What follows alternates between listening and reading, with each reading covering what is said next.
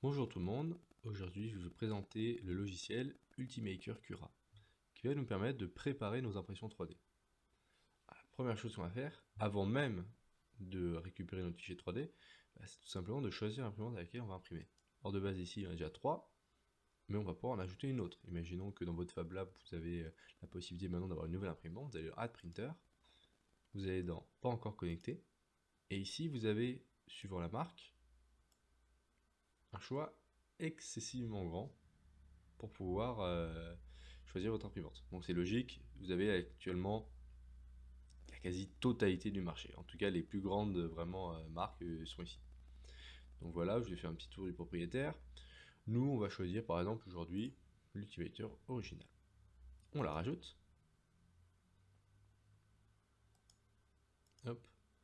Et là, par exemple, on se retrouve avec la fameuse Ultimaker. Comme remarqué, il y a deux choses qui ont changé. Forcément, les dimensions du plateau. Et ensuite, aussi le châssis c'est pas mal, ça vous permet, si vous n'êtes pas trop réveillé, juste par un coup d'œil, de vous rendre compte d'être pas sur l'imprimante. Là vous remarquez, vous avez ce châssis là. Si vous allez par exemple sur la BQ de Witbox 2, le châssis aussi a changé. Voilà, on choisit notre imprimante, on choisit le matériau. Et pour choisir le matériau, vous pouvez directement choisir avec les différentes marques. Voilà, vous avez toutes les marques ici. Ou alors directement dire, bon voilà, non, moi je ne regarde pas la marque, simplement je veux le type de plastique.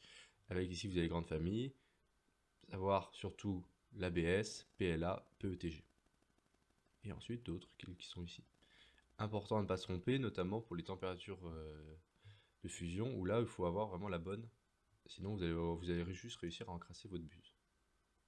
Ensuite, une fois que c'est fait, on peut déjà commencer à ramener notre fichier.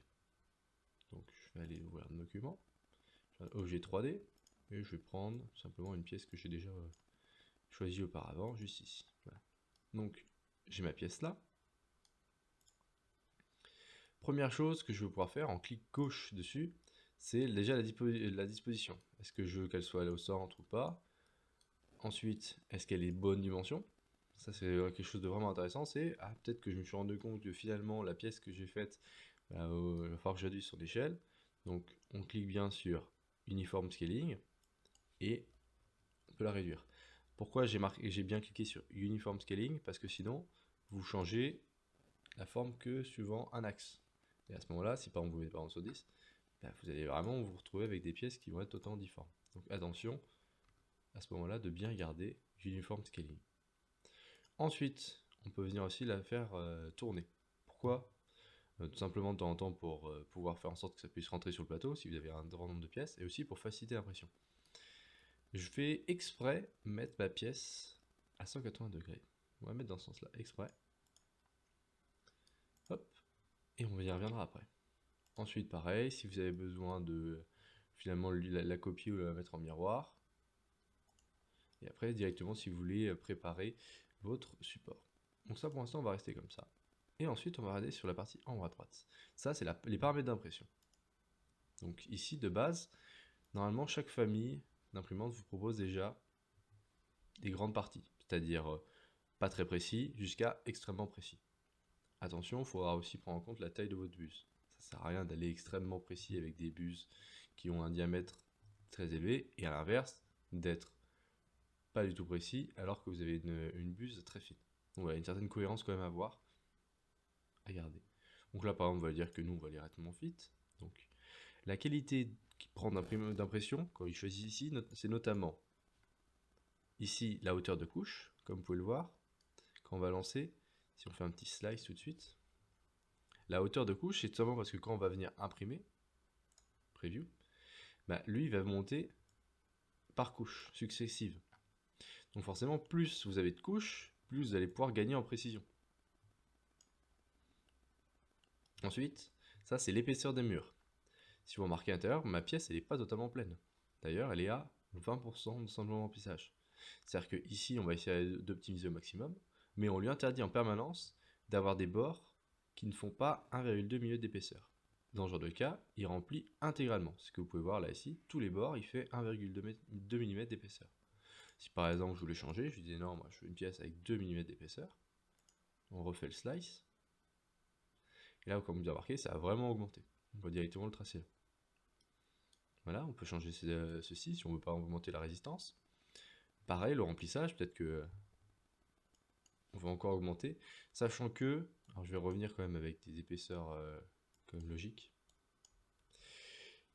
Normalement, on a tendance à faire varier l'épaisseur, pardon, excusez-moi, le taux de remplissage entre 10 et 30%.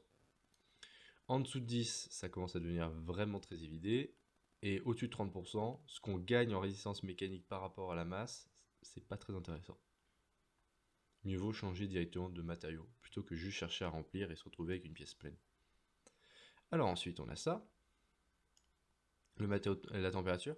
Si vous vous rendez compte, après quelques essais, que votre buse, elle devrait être un peu plus haute en température, à l'inverse plus faible, vous pouvez directement changer ce paramètre-là.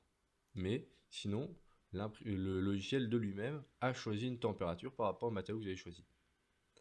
Ensuite, la vitesse, forcément qui dit vitesse va aussi jouer sur la précision, et surtout sur votre temps d'impression, qu'on peut déjà voir là en bas à droite, 1h04.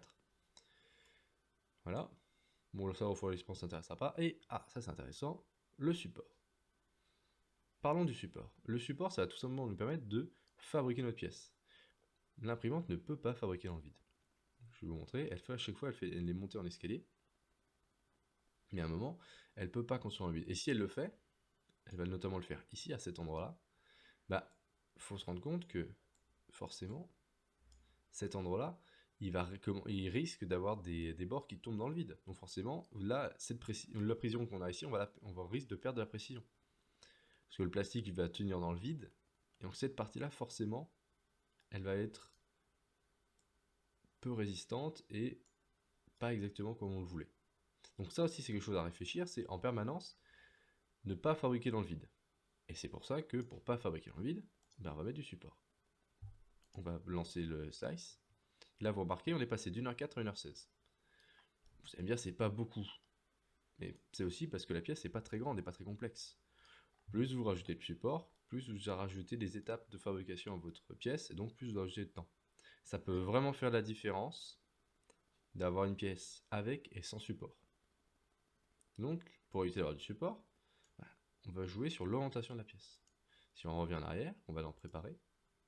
Si on revenait à l'inverse avec la pièce dans ce sens-là, on voit bien que cette fois-ci, on ne va plus fabriquer dans le vide du tout. Cette partie-là, elle va directement être dans le sol, et après, on n'aura juste qu'à faire les bords. Et là, si on fait un slice, on revient à nos 1h04, vu qu'il n'y a plus de support. On a économisé nos 12 minutes de support. Et là, si on regarde dans le preview, on lui a dit tu peux mettre du support, mais il ne va pas le faire. Parce qu'il n'y a nulle part besoin de support. Et enfin, petite particularité, ici, on peut rajouter un support d'adhésion. Ça va vraiment varier d'une imprimante à une autre. Si vous n'avez pas de plateau chauffant, c'est vraiment un bon point que de rajouter cette petite couche-là en plus. Pourquoi? Parce que ça va vous permettre notamment aussi pour